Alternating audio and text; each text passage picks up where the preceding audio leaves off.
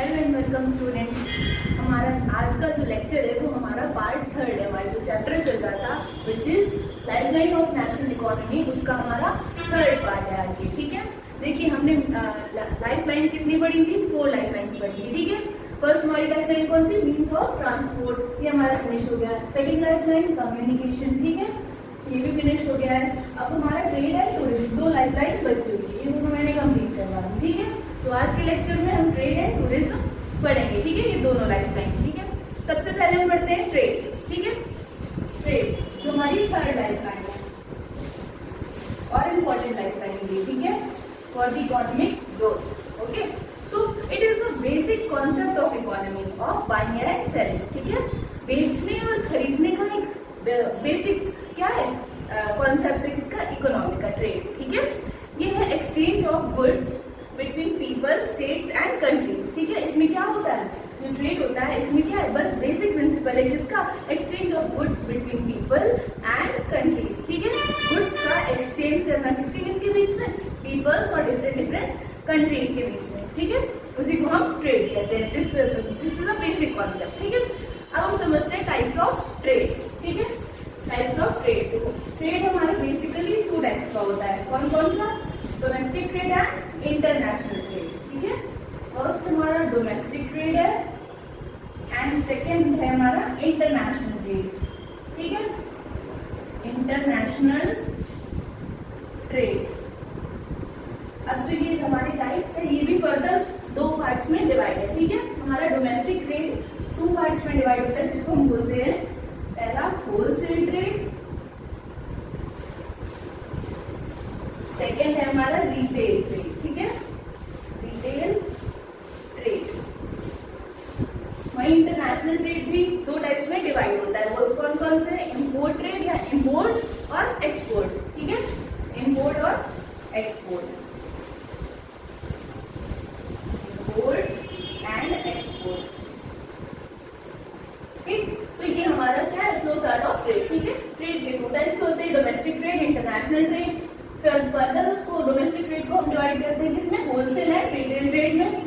फिर हम इंटरनेशनल को डिवाइड करते हैं 2 में, इंपोर्ट एंड एक्सपोर्ट ट्रेड। ठीक है, तो ये हमारा टाइप्स ऑफ ट्रेड हो गए। अब समझते हैं एक को, व्हाट इज डोमेस्टिक ट्रेड। ठीक है, डोमेस्टिक ट्रेड वर्ड से आपको समझ में आ रहा होगा क्या कि डोमेस्टिकली जो ट्रेड होता है उसको डोमेस्टिक ट्रेड कहते हैं, मतलब घरेलू। ठीक, अब घरेलू के ऐसा नहीं है कि आपके घर में ही ट्रेड जो उसको आप डोमेस्टिक ट्रेड समझ लें। ठीक, ऐसा नहीं।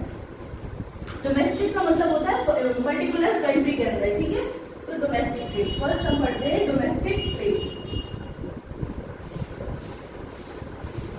ठीक, इसको समझते हैं क्या होता है। डोमेस्टिक ट्रेड होता है कुछ नहीं होता है buying and selling the goods. ठीक है, इन अ पर्टिकुलर बाउंड्री। ठीक है, किसी एक पर्टिकुलर बाउंड्री के अंदर अगर कोई गुड्स बाय या सेल करा जाता है तो उस ट्रेड को क्या कहते हैं? Domestic trade. ठीक है, उसका एक लिमिट बना देते हैं कि इतना बॉर्डर हो जाएगा, इतने के अंदर जो भी ट्रेड होगा उसको डोमेस्टिक ट्रेड कहेंगे। ठीक है, लिमिट होती है इसकी डोमेस्टिक में। ठीक है, इंटरनेशनल ट्रेड में एक लिमिट जो इसमें डोमेस्टिक में है वो उसमें नहीं होती। ठीक है, अब इसके कुछ कैरेक्टरिस्टिक्स देखते हैं। ठीक है, it operates by using a single currency. ठीक है, तो ये ऑपरेट मतलब ये चलता कैसे है? By using single currency. ठीक है, जैसे आपको कंपेयर करके बताते हैं, बाय कैरेक्टरिस्टिक्स देखिए, ये ऑपरेट होता है बाय यूजिंग सिंगल करेंसी। ठीक है, इसमें करेंसी को आपको डबल या और अलग अलग यूज करने की जरूरत नहीं है। ठीक है, सिंगल करेंसी। लाइक जैसे हम इंटरनेशनल ट्रेड करते हैं। ठीक है, इंटरनेशनल ट्रेड में मेनली हमारा डॉलर चलता है। ठीक है, तो डॉलर वैसे तो यूज की वो करेंसी है, बट जो अलग अलग डॉलर के भी टाइप है वो अदर कंट्रीज में भी यूज होते हैं। ठीक है, तो हमारे इंडिया में क्या रुपीज यूज होता है, तो हम एक्सचेंज करते हैं उसको डॉलर में, फिर ट्रेड करते हैं। ठीक है, तो ये डिफरेंट करेंसी हो गई। ये यूज कहाँ होता है? इंटरनेशनल ट्रेड में। डोमेस्टिक में सिंगल करेंसी में ही चल जाता है। तो ये ऑपरेट किससे होता है? सिंगल करेंसी से। ठीक है, it follow uniform local laws. ठीक है, ये क्या है? ये जो ट्रेड है डोमेस्टिक, ये फॉलो करता है यूनिफॉर्म लोकल लॉ। ठीक, यूनिफॉर्म लोकल लॉ। अब इस पॉइंट को देखिए, हम समझा रहे। सपोज करिए ये हमारा इंडिया है। ठीक, तो ये एक जो डोमेस्टिक ट्रेड होगा वो पूरे रीजन में, पूरे इंडिया में एक ही लॉ या लोकल लॉ ही फॉलो होगा एक ही तरीके से यूनिफॉर्मली। ठीक है, जगह कोई और एक लॉ है वो किसी और तरीके से चल रहा हो, इस जगह लगाएगा तो किसी और तरीके से, ऐसा नहीं। लेकिन वही इंटरनेशनल ट्रेड में अलग अलग फॉलो होते हैं। कैसे? देखिए सपोज देखिए इंटरनेशनल ट्रेड में इंडिया का और यूएस के ट्रेड हो रहा है, ठीक है, तो इंडिया में कुछ और लॉज होंगे, यूएस में कुछ और, ठीक है, तो वो अपने अपने लॉ फॉलो करेंगे ना, तो वो यूनिफॉर्म लॉ या लोकल लॉ नहीं फॉलो कर रहे हैं, ठीक है। लेकिन डोमेस्टिक ट्रेड में क्या होता है, यूनिफॉर्म लोकल लॉ फॉलो होता है, ठीक है। तो ये इसका सेकंड कैरेक्टरिस्टिक्स, ठीक है। ज्योग्राफिकल लिमिट, इसकी एक ज्योग्राफिकल लिमिट होती है, ठीक है, और इंटरनेशनल ट्रेड में नहीं होती है, ठीक है। हैव जियोग्राफिकल लिमिट, ठीक है, इसकी एक लिमिट होती है, ज्योग्राफिकल भी और इकोनॉमिकल भी, ठीक है। ये हो गया। नेक्स्ट हमारा लोअर कॉस्ट, इसका जो कॉस्ट है in comparison to international trade वो भी क्या है, लोअर है, ठीक है। जब थोड़े एरिया में जाना होगा, ट्रैवल करना होगा तो उतना कॉस्ट नहीं पड़ेगा जितना इंटरनेशनल पड़ता है, तो इसको लोअर कॉस्ट कह देंगे, ठीक है। तो ये सारे ऐसे क्या हो गए, फैक्टर्स हो गए किसके, डोमेस्टिक ट्रेड के, ठीक। थर्ड फोर्थ हमारा लोअर कॉस्ट, ये हमारे डोमेस्टिक ट्रेड के फैक्टर्स है, कैरेक्टरिस्टिक्स हो गए, ठीक है। अब डोमेस्टिक में भी आपको बताया था मैंने कि फर्दर 2 पार्ट्स में डिवाइड होते हैं, कौन कौन सा, होलसेल एंड रिटेल, ठीक है। ये वर्ड आप daily day to day life में सुनते ही होंगे कि होलसेल में ले जाइए सामान या फिर रिटेल में ले लिया, ठीक है, ये हमारा कॉमन वर्ड है। अब इसको समझते हैं कि है क्या है, ठीक। डोमेस्टिक हमारा 2 में डिवाइड था, होलसेल एंड रिटेल, इसको हम कॉमन भाषा में आपको समझाते हैं, ठीक है, बहुत सिंपल एंड इजी लैंग्वेज में।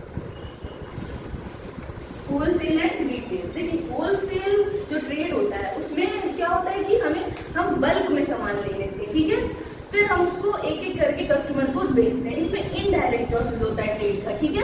कैसा प्रोसेस होता है, indirect, buying in bulk from manufacturer, ठीक है। हम कोई भी सामान जो होता है वो बल्क में लेते हैं मैन्युफैक्चरर से, मतलब जहाँ भी वो सामान बन रहा होता है, ठीक है। उसके बाद हम वहां से जाते हैं तो बल्क में सामान ले लेते हैं। उसके बाद जैसे आप देखते होंगे नॉर्मल जो हमारी दुकानें होती हैं जिसमें बिस्किट टॉफी ऐसा वगैरह मिलते हैं, परचून की दुकान, ठीक है, तो उसमें क्या वो बल्क में सामान ले आते हैं अपने दुकान में जहाँ बन रहा होता है वहां से, ठीक है। तो वो होलसेल में लाते हैं, उसमें उसको उनको सस्ता भी पड़ जाता है, ठीक है। तो बल्क में सामान लाए, फिर उन्होंने एक एक करके कस्टमर को बेचा, उसके पीछे जितनी MRP ली थी उसके पीछे जितनी MRP हुई उतनी उनको बेच दी उन्होंने कस्टमर को। लेकिन जब वो होलसेल में जब लाते हैं तो वो MRP पे नहीं लाते, वो फैक्टर कॉस्ट पे लाते हैं, ठीक है। ये कॉन्सेप्ट दो होते हैं इकोनॉमी में, फैक्टर कॉस्ट और मार्केट प्राइस, ठीक है। तो हम जो दुकान वाले होते हैं जो रिटेल में मतलब जो सिंगल बेचते हैं उसको वो कहते हैं रिटेल ट्रेड, ठीक है। मतलब कोई स्मॉल क्वांटिटी में सामान को अगर बेचना हो तो वो रिटेल होता है, ठीक है, डायरेक्ट टू कंज्यूमर को देते हैं। लेकिन जब इनडायरेक्ट कंज्यूमर को दिया जाए, ठीक है, और काम कैसे सामान लाया जाए, बल्क में, तो उसको होलसेल ट्रेड कहते हैं। समझ में आ गया, ठीक है। जैसे हमारा और इकोनॉमी में 2 कॉन्सेप्ट होते हैं, कौन कौन से, फैक्टर कॉस्ट और मार्केट प्राइस, ठीक है। तो होलसेल में फैक्टर कॉस्ट पे लाते हैं और जो डायरेक्ट कस्टमर को देते हैं वो कौन सी कॉस्ट पे लेते हैं, MRP पे, ठीक है। ये कॉन्सेप्ट आप इकोनॉमी में समझेंगे। तो हमारा होलसेल और रिटेल समझ में आ गया, ठीक है। अब हम पढ़ते हैं अपना नेक्स्ट ट्रेड कौन सा, इंटरनेशनल ट्रेड। जैसे आप मार्केट से बिस्किट लेने जाएंगे तो सिंगल बिस्किट लेंगे तो वो रिटेल में आ गया। वहीं पे जो मार्केट वाला है वो कहाँ से लाया होगा, बल्क में लाया होगा, तो वो उसका ट्रेड कौन सा हो गया, होलसेल का ट्रेड, ठीक है। तो हमारा इंटरनेशनल ट्रेड पढ़ते हैं।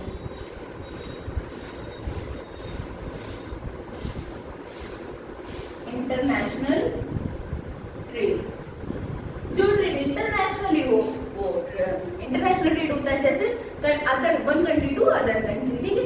Exchange of goods and services and capitals, जरूरी नहीं है कि गुड्स और सर्विसेज ही एक्सचेंज हो, ठीक है, कैपिटल भी एक्सचेंज हो सकता है, ठीक है, अक्रॉस नेशनल बॉर्डर, ठीक है। Exchange of goods and services और कैपिटल, ठीक है, अक्रॉस नेशनल बॉर्डर, किसी नेशनल बॉर्डर के अक्रॉस अगर सेल किया जाए, क्या कैपिटल भी हो सकता है, गुड्स भी हो सकते हैं, सर्विसेज भी हो सकता है, ये सब एक्सचेंज किया जाए अक्रॉस नेशनल बॉर्डर, तो उसको क्या बोलते हैं, इंटरनेशनल ट्रेड, ठीक है। Exchange of goods and services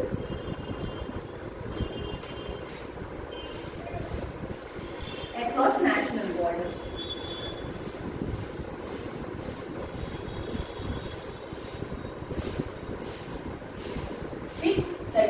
international trade. ठीक है, अब हम पढ़ते हैं कंपोनेंट्स ऑफ इंटरनेशनल ट्रेड। ठीक है, सबसे पहला इसमें आप टाइप समझ लीजिए या इसका एक पार्ट समझ लीजिए।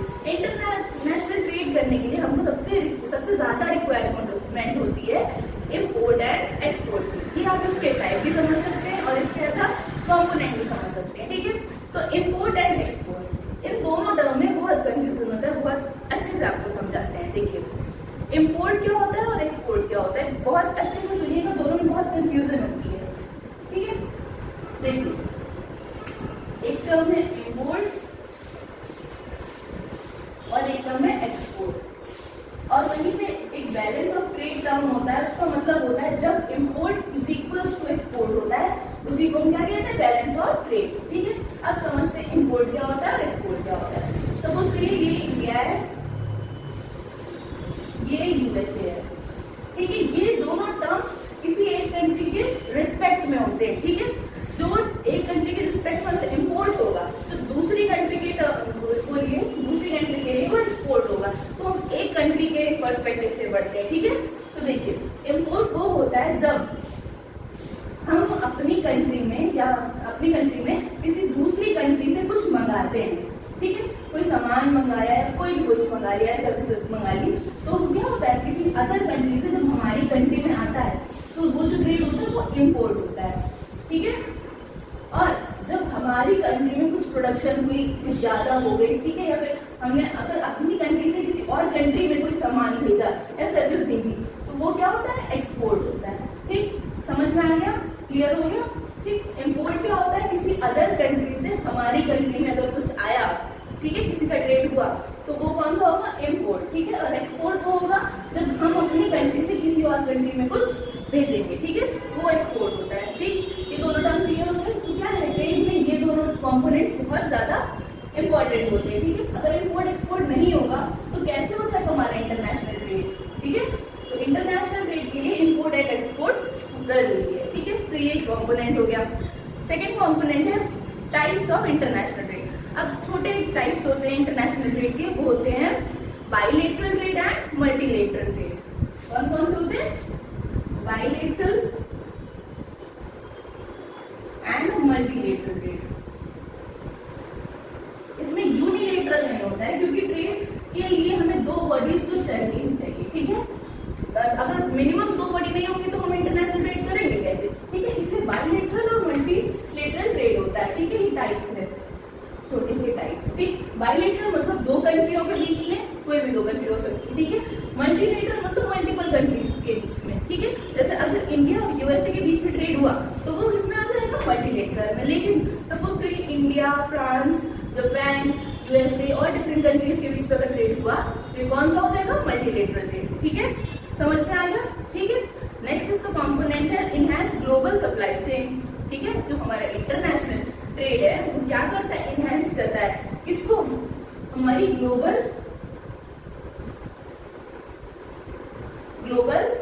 सप्लाई चेन को। ठीक है, ग्लोबल सप्लाई चेन को इनहैंस करता है, मतलब और अच्छा करता है।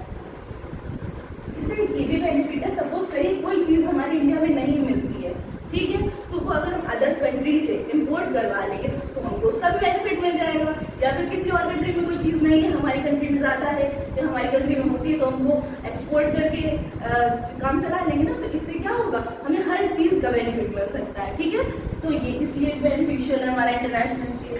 ठीक है, अब हम इम्पोर्टेंस ऑफ इंटरनेशनल ट्रेड पढ़ते हैं। ठीक,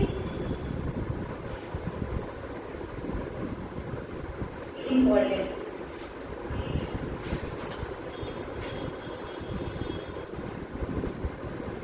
importance of international trade. Importance तो बहुत ज्यादा है। ठीक है, जैसे क्वालिटी इंप्रूवमेंट। ठीक है, सपोज करिए हमारे इंडिया में कोई चीज बन रही है, ठीक है, उसकी क्वालिटी उतनी, जैसे एग्जांपल देते हैं आपको हिस्ट्री में। ठीक है, हिस्ट्री में पहले हमारा ब्रिटिशर्स इंडिगो उगाते थे हमारे फार्मर से। ठीक है, जो नील की खेती कराते थे, तो चंपारण सत्याग्रह हुआ था तो उससे बन गई थी। ठीक है, तो नील की खेती कराते थे तो इंडिया में बेस्ट नील मिलती थी। ठीक है, उसी से वो कपड़े, व्हाइट कपड़ों को वो कलर करवाते थे, डाई भी करवाते थे। ठीक है, तो इंडिया में वो चीज क्या होती थी, बेस्ट होती थी, क्योंकि यहाँ की जो फर्टाइल सॉइल है उसका कुछ इम्पैक्ट था और भी बहुत सारी कंडीशन थी वो इंडिया के फेवर में थी, इसलिए बहुत ज़्यादा अच्छी उगती थी, इसीलिए वो यहाँ क्या करते थे, फार्मर्स को जबरदस्ती नील उगवाने के लिए कहते थे, ठीक है। वहीं अगर अदर कंट्रीज में हो सकता है उनकी कंट्री में उतनी अच्छी नहीं मिलती हो, ठीक।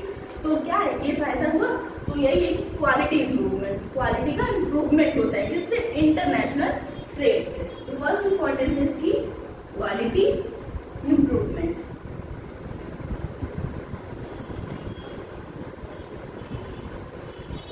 ठीक, ये इंपॉर्टेंस की फर्स्ट हो गई, ठीक है। सेकेंड इंपॉर्टेंस है टू अर्न फॉरेन एक्सचेंज, क्या कमाने के लिए, फॉरेन एक्सचेंज को कमाने के लिए, ठीक। To earn foreign exchange. अब फॉरेन एक्सचेंज कैसे, जैसे सपोज करिए हमको डॉलर की रिक्वायरमेंट है, ठीक है। हमारी जो आरबीआई है उसके पास कुछ अमाउंट में फॉरेन एक्सचेंज भी होता है, क्यों, इंटरनेशनल ट्रेड करने के लिए या और बहुत सारी इंटरनेशनल ट्रीटीज होती है उनके लिए, ठीक है। तो देखिए जैसे हमको डॉलर की रिक्वायरमेंट है, ठीक है, इंडिया को डॉलर की रिक्वायरमेंट है क्योंकि इंटरनेशनल मार्केट में वही चलता है। तो अब क्या करें, या फिर रुपी को देकर उससे एक्सचेंज कर लें, ठीक है, या फिर मान लीजिए यूएस से कुछ ट्रेड हुआ और उसने हमें किस में पे कर दिया, डॉलर में पे कर दिया, तो हमारे पास आ गया डॉलर, ठीक है। तो क्या है ये इसकी ये इंपॉर्टेंस है कि टू अर्न फॉरेन एक्सचेंज, ठीक है, फॉरेन एक्सचेंज को भी अर्न करने में ये हमारी हेल्प करता है, ठीक है। Expansion of business opportunity, next importance क्या होगी, एक्सपेंशन ऑफ बिजनेस अपॉर्चुनिटी। अब जो लोग यहाँ इंडिया में बिजनेस कर रहे थे उनको बाहर जाके बिजनेस करने की भी अपॉर्चुनिटी मिल जाएगी, किसके थ्रू, इंटरनेशनल ट्रेड के थ्रू, ठीक है। तो बाहर भी लोग ट्रेड करेंगे, कहीं कहीं ऐसा होता है कि हो सकता है इंडिया में उनको उतना पे ना बेस के अच्छा नहीं हो, मान लीजिए 5000 ही मिल रहा हो इंडिया में और बाहर जाके मान लीजिए अदर करेंसी में मिल रहा हो, लेकिन उसको कन्वर्ट जब रुपये में करेंगे तो ज़्यादा हो, तो ऐसे बाहर भी बिजनेस करने के लिए लोग जाते हैं, ठीक है। तो उसमें भी क्या ये बेनिफिशियल है इंटरनेशनल ट्रेड सेक्टर। उसके बाद नेक्स्ट इंपॉर्टेंस है इसकी वाइडेड कस्टमर चॉइस, ठीक है, जो कस्टमर की चॉइस है उसको उसका एरिया बढ़ा देता है इंटरनेशनल ट्रेड, ठीक है। तो वाइडेड कस्टमर चॉइस,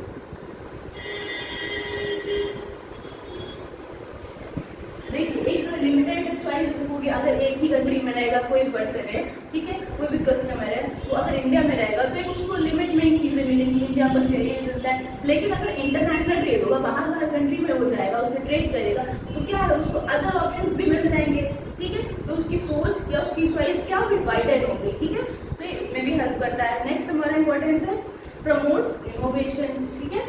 अब हम डिफरेंट कंट्रीज में जाएंगे तो कुछ अच्छा देखेंगे, ठीक है, प्रमोट इनोवेशन। तो हमारे अंदर भी कुछ इनोवेटिव कैपेसिटी तो होती ही है, तो इनोवेट करने की आएगी हमारा कि इनोवेशन इंक्रीज होगा, ठीक है। प्रमोट इनोवेशन, कुछ नया हम सीखेंगे या कुछ नया डेवलप करेंगे हम अपने इंडिया में, ठीक है। नेक्स्ट है एक्सपोर्ट डाइवर्सिफिकेशन, ठीक है।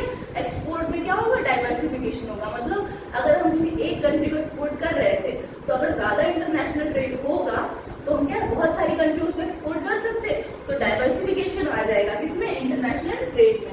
तो नेक्स्ट है हमारा एक्सपोर्ट डाइवर्सिफिकेशन,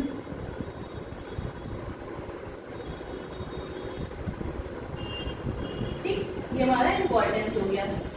नेक्स्ट इंपॉर्टेंस क्या हो जाएगा, जैसे हमारा हो जाएगा इंक्रीज कॉम्पिटिटिवनेस, ये इसका एक एडवांटेज भी कह सकते हैं या फिर डिसएडवांटेज भी कह सकते हैं, क्यों, क्योंकि देखिए जितना ज्यादा हम इंटरनेशनल ट्रेड करेंगे ये हमारी नीड्स को तो उतना फुलफिल करेगा, लेकिन जो कॉम्पिटिटिवनेस है, मतलब जो कॉम्पिटिशन है डिफरेंट कंपनीज में, ठीक है, तो वो क्या हो जाएगा, इंक्रीज हो जाएगा। जैसे टाटा का ट्रेड होगा, टाटा बिरला बहुत सारी कंपनीज चलती है, ठीक है। अगर किसी एक कंपनी का रेट ज्यादा हो गया तो अदर कंट्री ये नहीं सोचे कि हमारा रेट भी ज्यादा होना चाहिए, हमें भी ज्यादा से ज्यादा इंटरनेशनल ट्रेड करना चाहिए, ठीक है। तो ये एक एडवांटेज और डिसएडवांटेज दोनों तरह से वर्क करेगा। तो ये हमारे सारे क्या हो गए, इंपॉर्टेंस ऑफ ट्रेड हो गया। तो हमारा ट्रेड टॉपिक फिनिश हो गया। नेक्स्ट हमारी लाइफ लाइन थी टूरिज्म, ठीक है, ये इंपॉर्टेंस ऑफ ट्रेड हो गया।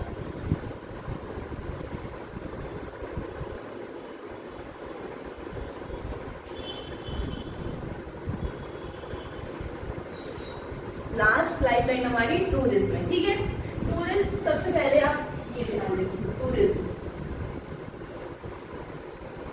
टूरिज्म की एक UN ने डेफिनेशन दी है बाय दी UN WTO, ठीक। इसका मतलब होगा United Nation World Trade Organisation, sorry tourism organisation, ठीक है, United Nation World Tourism organisation, ठीक है। इसके द्वारा एक डेफिनेशन दी गई है, वो आपको सेम टू सेम लर्न करनी है, ठीक है। Tourism is the social cultural, tourism is the social, cultural and economic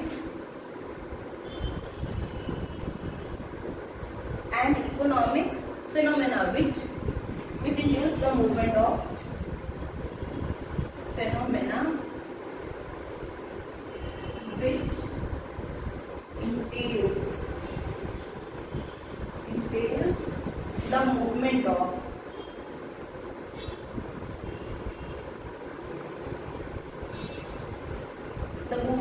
people to countries or place, people to countries or places outside their usual environment, ठीक, outside their usual environment for their personal or professional purpose, ठीक है, for personal या professional, ठीक, personal हो सकता है और professional purpose, कोई भी पर्पस हो सकता है, जरूरी नहीं कि प्रोफेशनली हो या पर्सनल हो, ठीक है। तो ये डेफिनेशन बाय द UNWTO के ने दी है, ठीक है। तो ये डेफिनेशन आपको लर्न करनी है एज इट इज। क्या है? Tourism is the social, cultural and economical phenomena which entails the movement of peoples to country or places outside their usual environment, ठीक है। यूजुअल एनवायरनमेंट के बाहर, ठीक, मूवमेंट ऑफ पीपल का मूवमेंट किसके लिए, कौन कौन सी एक्टिविटी के लिए, सोशल हो सकती है, कल्चरल हो सकती है या फिर इकोनॉमिकल हो सकती है, उसके लिए, ठीक है। तो पीपल का डिफरेंट कंट्रीज में मूवमेंट, ठीक है, उनके यूजुअल एनवायरनमेंट से अलग या बाहर, ठीक है, किसके लिए, social cultural and involvement, economical phenomena के लिए, ठीक। पर्पस क्या हो सकता है, प्रोफेशनल या पर्सनल, ठीक है। तो ऐसा मूवमेंट को हम क्या बोलते हैं, टूरिज्म। समझ में आया, ठीक। तो ये डेफिनेशन हमारी बाय UNWTO हो गई। अब फीचर्स ऑफ टूरिज्म देखते हैं, ठीक है। टूरिज्म के कुछ फीचर्स हैं। एक पहली बात तो ये कि it is a temporary phenomena, ठीक है। ये कोई एक परमानेंट फिनोमेना नहीं होता है, ये होता है टेम्पररी फिनोमेना, ठीक है। कोई टूरिस्ट अगर हमारे कंट्री में आएंगे या बाहर जाएंगे तो वो एक लिमिटेड टाइम पीरियड के लिए जाएंगे, हाँ इतने टाइम लिए रह रहा है, परमानेंट करके वहाँ बस नहीं जाएंगे, अगर बस जाएंगे तो वहाँ के रेसिडेंट्स हो जाएंगे, ठीक है। तो वो टूरिस्ट के अंदर या टूरिज्म के अंदर नहीं आएगा। तो उसके फीचर्स क्या है? सबसे पहला फीचर है it is a temporary phenomena, temporary phenomena, ठीक, टेम्परेरी फिनोमेना है, ठीक है। Tourist is a stranger to tourist places, मतलब जो टूरिस्ट होते हैं वो किसी टूरिस्ट प्लेस पे जाते हैं तो वहां के लिए वो कैसे वर्क करते हैं, एज अ स्ट्रेंजर, क्योंकि टूरिस्ट को तो पता नहीं होता है वहां पे क्या है अगर टूरिज्म करने जाएंगे। तो टूरिस्ट प्लेस के लिए क्या होते हैं, स्ट्रेंजर होते हैं, ठीक है। तो स्ट्रेंजर टू टूरिस्ट प्लेसेस, ये हमारा सेकंड फीचर हो गया इसका टूरिज्म का, ठीक है। It is a movement outside home environment, ये कैसा मूवमेंट होता है, आउटसाइड मूवमेंट होता है, किसके आउटसाइड, हमारे होम एनवायरनमेंट के। होम एनवायरनमेंट में हमें ये थोड़ी आ जाएगा कि जैसे आप समझ लें होम लगा है तो मतलब सिर्फ घर का एनवायरनमेंट। होम एनवायरनमेंट वो होता है जितना एनवायरनमेंट हम जानते हैं, ठीक है, जितना नॉन एनवायरनमेंट है हमारे लिए, ठीक है, वो हमारा होम एनवायरनमेंट में आ जाएगा। तो उसके बाहर का मूवमेंट क्या होता है, टूरिज्म, ठीक है। तो आउटसाइड मूवमेंट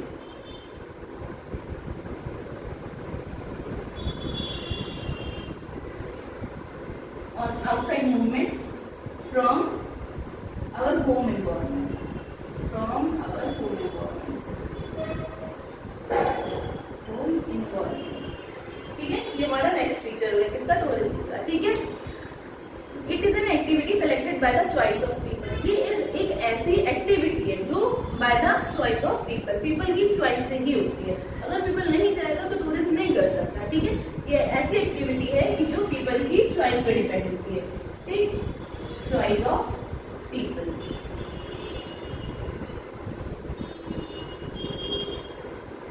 ये हमारा नेक्स्ट फीचर हो गया। उसके बाद there is no limit, it will be for a day और मंथ। इसकी कोई लिमिट नहीं होती टूरिज्म की। हो सकता है कोई टूरिस्ट कहीं बाहर जाए, उसका ज्यादा अच्छा लग गया, ज्यादा मन कर गया, ज्यादा दिन रुक गया, या फिर हो सकता है नहीं पसंद आया, एक ही दिन में वापस आ गया। तो इसकी कोई लिमिट नहीं होती। ये सबसे अच्छी बात है कि इसकी कोई लिमिट नहीं होती, लिमिट। ठीक, हो सकता है 1 डे के लिए भी हो सकता है, अ डे, और अ मंथ के लिए भी हो सकता है। ईयर के लिए अगर होगा तो फिर बात अलग है, वैसे बहुत कम ईयर के लिए होता है। ठीक है, तो हमारे ये फीचर्स हो गए टूरिज्म के। अब टाइप्स ऑफ टूरिज्म बढ़ते हैं। ओके,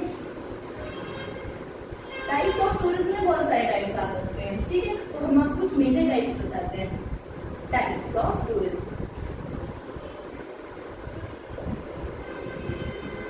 ठीक, जैसे हमारा रिलीजियस टूरिज्म हो गया। ठीक, अब रिलीजियस टूरिज्म आपको नाम से ही पता चल रहा है किस पर्पज से होगा, रिलीजियस पर्पज से। ठीक है, तो फर्स्ट हमारा टाइप है रिलीजियस टूरिज्म, रिलीजियस टूरिज्म। ठीक, तो ये ऐसा टूरिज्म होगा जो किसी रिलीजियस पर्पज से हो। ठीक है, सेकंड हमारा है डोमेस्टिक टूरिज्म, जो किसी डोमेस्टिक वर्क के लिए, उसका पर्पज क्या हो, डोमेस्टिक वर्क। ठीक, वो हमारा डोमेस्टिक टूरिज्म हो गया। नेक्स्ट हमारा टूरिज्म होगा एग्री टूरिज्म या एग्रो टूरिज्म। ठीक है, एग्रो टूरिज्म वो होता है जो किसके लिए हो या बेस्ड किस पे हो, एग्रीकल्चर पे। ठीक है, हो सकता है कि कोई टूर करने जा रहा हो या टूरिस्ट हो, वो एग्रीकल्चर पर्पज से गया हो। ठीक है, तो वैसा टाइप हमारा एग्रो या एग्री टूरिज्म होता है। ठीक है, ये हमारा थर्ड टाइप होगा। नेक्स्ट हमारा टाइप है बिजनेस टूरिज्म। ठीक है, कोई बंदा जा रहा हो सकता है बिजनेस के लिए जा रहा हो टूर करने। ठीक है, बहुत सारे बिजनेस में टूर होते हैं, तो वो बिजनेस टूरिज्म में आ जाएगा, बिजनेस टूरिज्म। ठीक है, नेक्स्ट टूरिज्म हमारा हो गया एडवेंचर टूरिज्म। कोई एडवेंचर के पर्पज से जा रहा हो तो एडवेंचर टूरिज्म हो जाएगा। ठीक, एडवेंचर टूरिज्म, एडवेंचर टूरिज्म। कोई हो सकता है स्पोर्ट्स के लिए जा रहा हो तो वो स्पोर्ट्स टूरिज्म। तो ये हमारे कुछ मेजर टूरिज्म थे या टाइप्स ऑफ टूरिज्म थे जो हमने आपको बता दिए। ठीक है, इसको हम अपने वर्ड्स में एक्सप्लेन कर सकते हैं 1 लाइन में। ठीक है, तो ये हमारा टाइप्स ऑफ टूरिज्म फिनिश हो गया। ठीक, अब हमारा जो चैप्टर था वो पूरा फिनिश हो गया है। लास्ट चैप्टर था हमारा ज्योग्राफी का life line of national economy.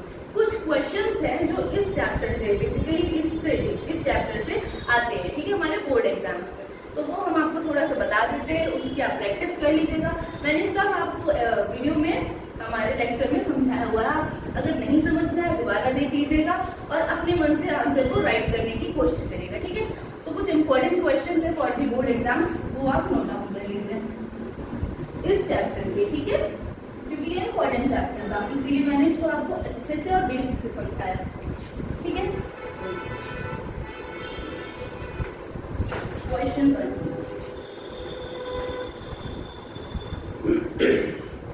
importance of transport and commerce.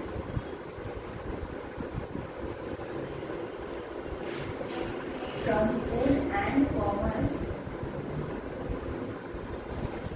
Importance of transport and commerce in economic development. ठीक है, हमारे इकोनॉमिक डेवलपमेंट में, इन इकोनॉमिक डेवलपमेंट, हमारे इकोनॉमिक डेवलपमेंट में क्या इंपॉर्टेंस है किसकी, ट्रांसपोर्ट की और कॉमर्स की। कॉमर्स में आप रेट डाल सकते हो और ट्रांसपोर्ट में जो मैंने आपको रेलवेज एयरवेज वगैरह बताया था वो आप उसमें ऐड कर सकते हो, उसको एक्सप्लेन कर दीजिएगा।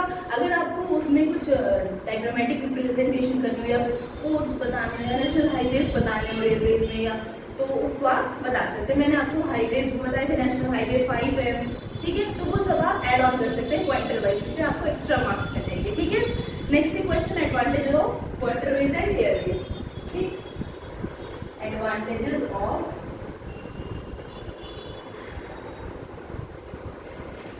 Waterways and airways. ठीक, मैंने आपको पूरा टॉपिक टॉपिक बताया है एयरवेज एंड वाटरवेज का, तो उसके ओनली एडवांटेजेस लिखने हैं, ठीक है। तो आप जब ऐसा कोई पार्ट आया करे जिसमें एडवांटेज है डिसएडवांटेज लिखना, तो बीच का पार्टीशन कर देंगे, इस साइड वाटर के एडवांटेज और इस साइड एयरवेज, ठीक है। ऐसे आप एक्सप्लेन कर देंगे पॉइंट में, ठीक है। थर्ड एंड लास्ट क्वेश्चन है map based question on major roads, ठीक है, ट्रांसपोर्ट या नेशनल हाईवे, ठीक है। मैप बेस्ड कोई क्वेश्चन आ सकता है, मैप बेस्ड क्वेश्चन जैसे मेजर रोड्स हो गए, पूछ लिया आपसे मेजर रोड्स, या नेशनल हाईवेज का रूट पूछ लिया आपसे, ठीक, वो रिप्रेजेंट करिए, ठीक, या एयरवेज आपसे पूछ लिया कोई पर्टिकुलर देकर, तो उसको आपको मैप में रिप्रेजेंट करना होगा। ऐसे क्वेश्चन आ सकते हैं, ठीक है, आपके बोर्ड एग्जाम में। सो आई होप दिस आपको ये लेक्चर पसंद आया हो। Do like, share and subscribe the divine word of education channel. Thank you.